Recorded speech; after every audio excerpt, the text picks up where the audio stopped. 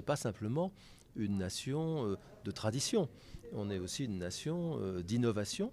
Et ça, la French Tech l'a révélé au monde, en particulier ici à Las Vegas, mais elle l'a révélé aussi aux Français.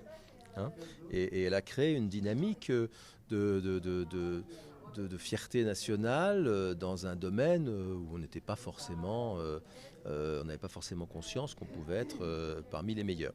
Le deuxième bilan, enfin, la deuxième considération que je pourrais faire, c'est que ça a renforcé beaucoup l'attractivité de la France dans ce domaine et le fait que des grands investisseurs ou des plus petits viennent dans le secteur de la tech en France et pas simplement à Paris, parce que là encore, l'avantage de la French Tech, c'est qu'elle est extrêmement diffuse dans tous les territoires qui ont chacun leurs emblèmes.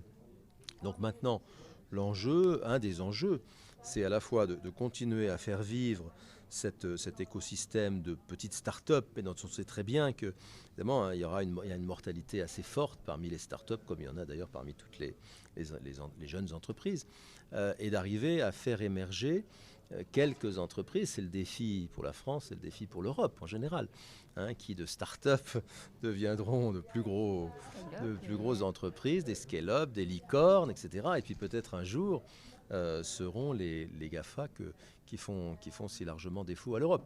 Et pour construire un GAFA, il faut commencer par le commencement.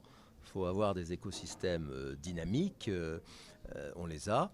Il faut arriver à faire émerger des entreprises qui ont la capacité à croître, et c'est en partie par l'international qu'elles croissent, et c'est d'ailleurs ce qu'on fait ici avec elles au CES, et puis arriver parmi celles-ci à ce que se distinguent quelques-unes qui deviendront des champions mondiaux.